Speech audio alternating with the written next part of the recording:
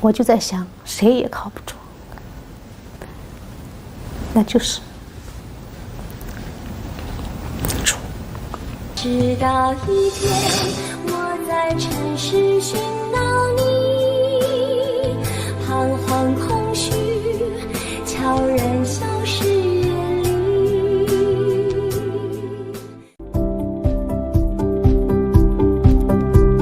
朋友您好，欢迎来到活出欢悦节目，我是李文平。在开始之前，特别祝大家春节蒙福，新年快乐。今天特别想来跟大家聊一个话题。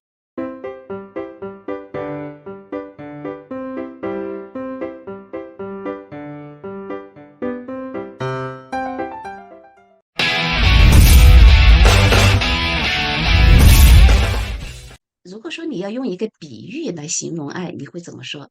当然了，咱们中国人嘛，我们自然会想到咱们中国古人是怎么说的啊？那我就想到很简单的4个字：上善若水。那个爱其实真的就像水一样啊，是滋润大地的。说我们特别是我们女人身上其实是大部分的是水分。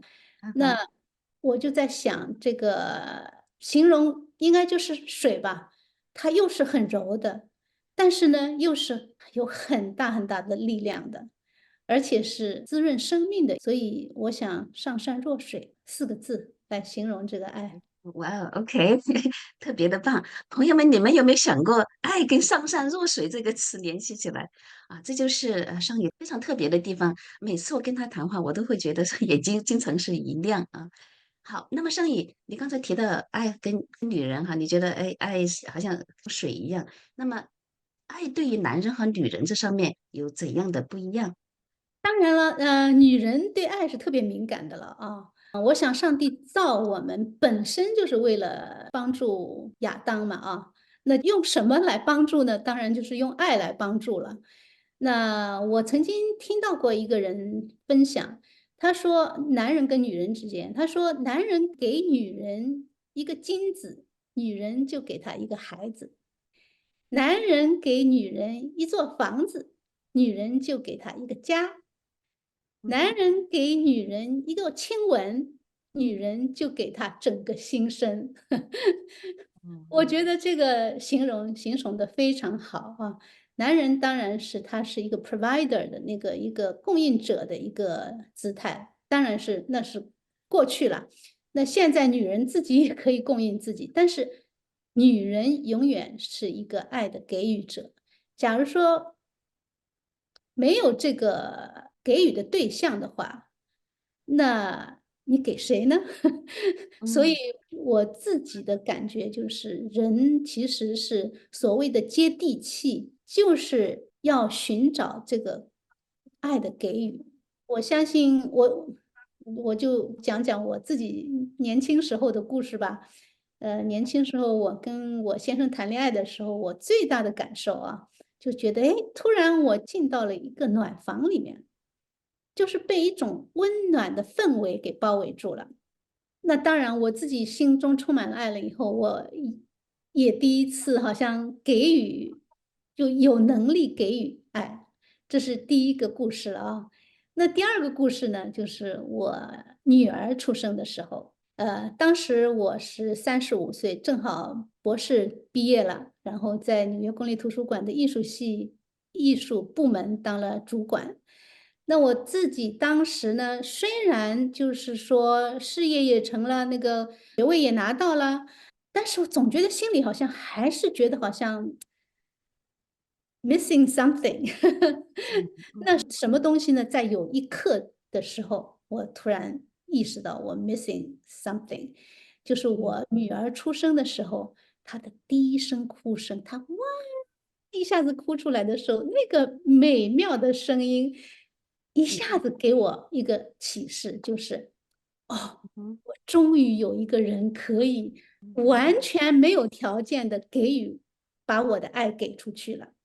嗯那就是说我自己就觉得好像这个给我的一个启发是非常非常大的。那当然了，就说因为这一声美妙的哭声，这个给予的这个角色，那后来我女儿假如出了任何状况的话，我也会无条件的爱她。那我相信做妈妈的应该跟我都会有这个同感。嗯，哇，好感人啊！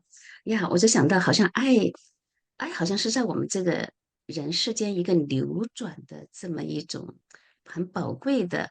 我们如果用能量来讲啊，可以说是这么一种很宝贵的、很正向的、很有建设性的一种能量啊，嗯好像是宇宙大爱啊，就是造物主所给予的。那我也想到一个词叫做"流水不腐"，就是嗯，就是好像我对对，们这个人啊，我们这个人像是一个，爱像是一个系统，就是说如果说我们是一个池子，如果我们只接，嗯一定哪里不太健康的，所以要有一嗯。种流转啊，水流进来，然后再给出去，那就保持一种很健康的生态。对，一种流转的一种东西才是活的，哎，要不是的，然生命是死的。对，那么尚宇，在你的生命中，你感受最深的关于爱的3件事情是什么？刚才我已经讲了2件了啊，哎，现在我可好，以讲第3件。那好，第3件呢，没有信仰的朋友啊，可能不一定能够体会我当时的情况。我这个一生都是在追求真善美的。我从嗯浙江大学教英文，放弃这个英语的这个教习，跑到美国来，因为我从小就喜欢艺术。我当时就在想，我在中国我读不了艺术，我到美国来读可不可以？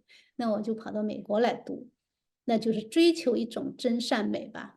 但是呢，感觉好像一直好像都在隔靴搔痒，都没有抓到这个本质。嗯那后来呢，神带领我了，带领我后来就发现基督教的耶稣，当然也通过了一些磨难呐、什么的，我就在耶稣里面找到一种爱，真正的爱。这个爱呢不变的，其他的爱都是有可能会变化。你跟一个人相处的时候，你跟他的关系是你不变可以，但是别人有可能会变。嗯但是呢，你跟耶稣之间的关系的，就是说你有可能变，他永远不会变。他是真的是像一座这个比山还要坚固的一种爱。当我找到了这个创造宇宙的那一份爱的时候，而且这份爱是今日、明日、永远的那种爱。所以呢，我就觉得好像有了这份爱当做底子的时候，当做自己的底色的时候，那真的你就是叫做无畏无惧、不惊不惧哈。你的其嗯他的东西，就是很多对人生的一种想法，对人生的一种忧虑啊，对人生的一种不确定啊，都感觉到好像没什么，没什么。既然神都已经这样造我了，而且每天在供应用阳光、雨水、空气这么美好的东西来供应给我，那凭良心说，你还怕什么呢？连生嗯死都不为惧了以后，说实话，没有什么可怕的。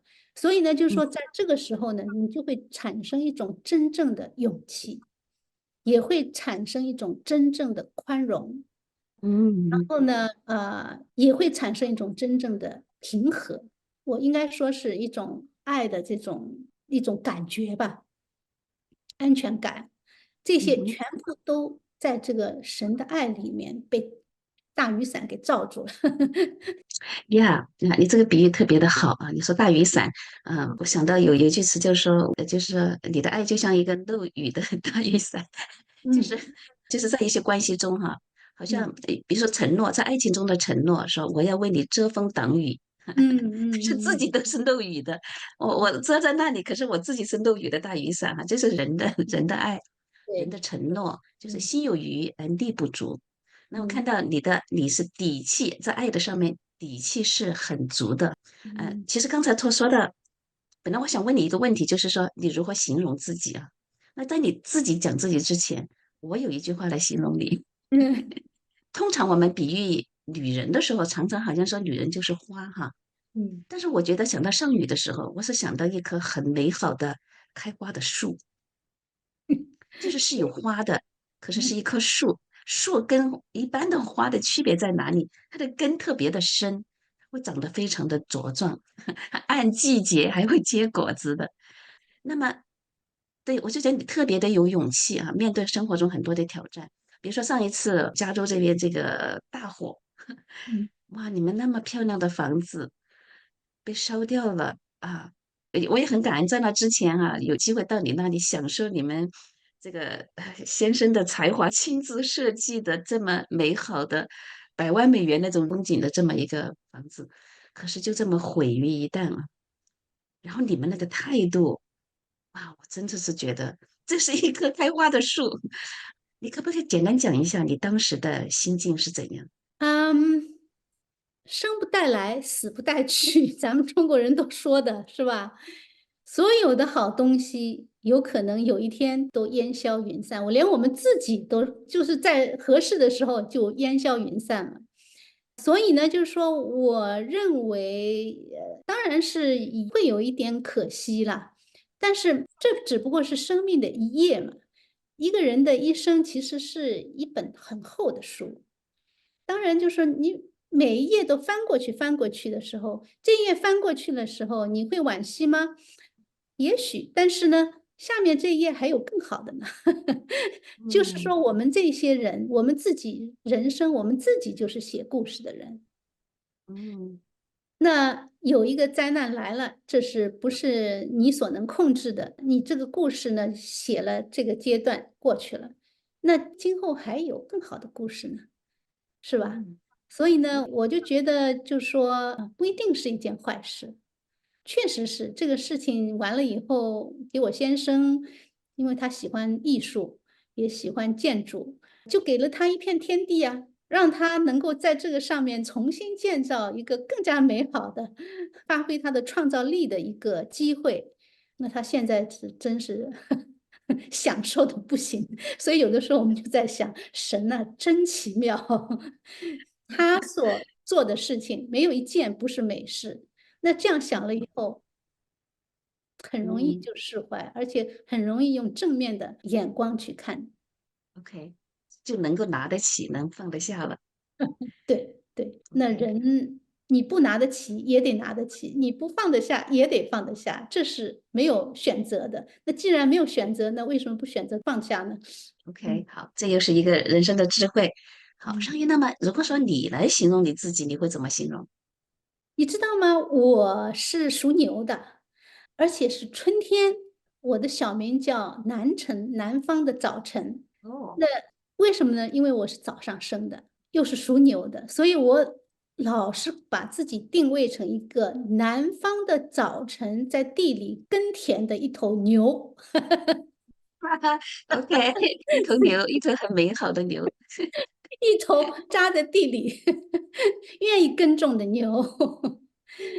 那我想这个现实生活当中，我也确实也是比较有一点牛性的啊，喜欢啊哈，干活儿，家务也喜欢干。以前在读书也是不停的拿学位、拿学位、拿学位啊，拿了5个学位。